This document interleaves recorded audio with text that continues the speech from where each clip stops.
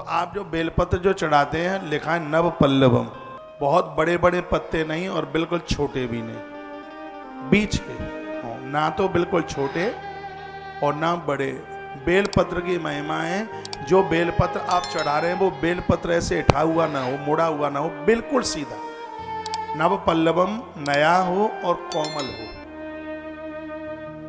ये बहुत कठुआ से होते हैं, ऐसे मुड़े हुए होते हैं, ऐसे बिल्कुल ऐसे मुड़े हुए होते हैं नहीं, बिल्कुल एकदम चिकना, एकदम बिल्कुल सीधा।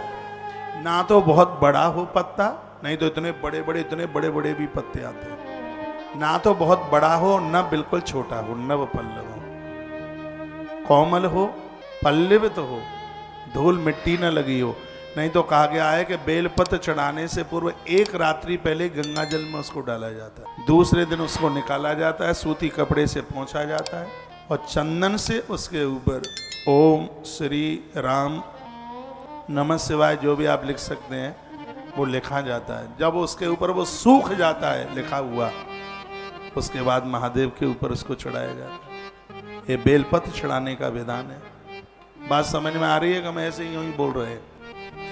तो कोई बहुत बड़ा ऐसा ना हो और ना बिल्कुल छोटा हो, बीच का हो और उसके पत्ते बिल्कुल सीधे हों। एक रात्रि पहले उसे गंगाजल में डुबा दीजिए, दूसरे दिन सुबह निकालिए, सूती वस्त्र से, रुई इत्यादि से उसको पोंछिए, फिर उसके ऊपर श्री लिख दें, धन की कमी नहीं आएगी। क्लीम लिख दें, आपके घर पर किसी का जादू टोना टोटका चलेगा ही नहीं, क्लीम शब्द लिखा जाता है।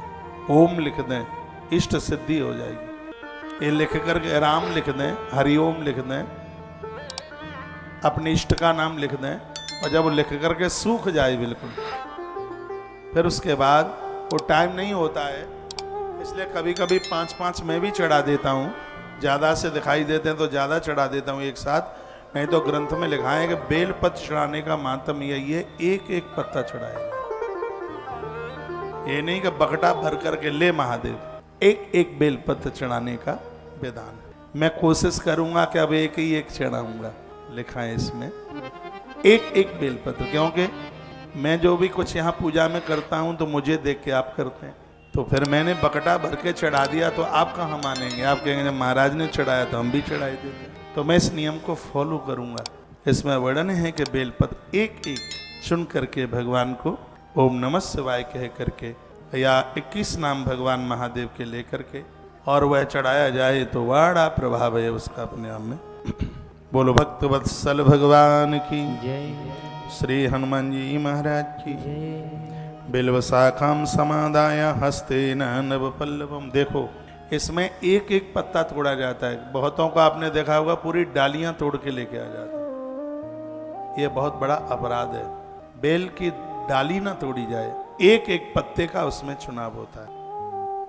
और अपने हाथ का टूटा और अपने हाथ का लिखा और अपने हाथ का ही चढ़ाया हुआ बेलपत्र अति प्रभावशाली होता है। उसका चुनाव चुनिंदा अपने हाथों से किया गया। वर्णन है हस्ते न, अपने हाथ से उसने उसका आपने चयन किया। गृहीत्वा पूजयेद बिल्वम, जिस घर में बेलपत्र भगवान को चढ़ाया जाता है सब पाप ही प्रमुच्यते, उस घर के संपूर्ण पाप जल जाते हैं, उस घर के संपूर्ण दोष समाप्त हो जाते हैं। यह बेलपत्र की बहुत बड़ी महिमा है। दर्शनम बिल्वपत्रस्य स्पर्शनम पापनाशनम अघोर पाप संहारम एक बिल्व शिवार्पणम। इसके स्पर्श मात्र से पाप समाप्त होते हैं। अघोर बहुत भारी पाप हो, एक बेलपत्र चढ़ाने से जीव को अपराधों से मुक्ति मिल जाती है।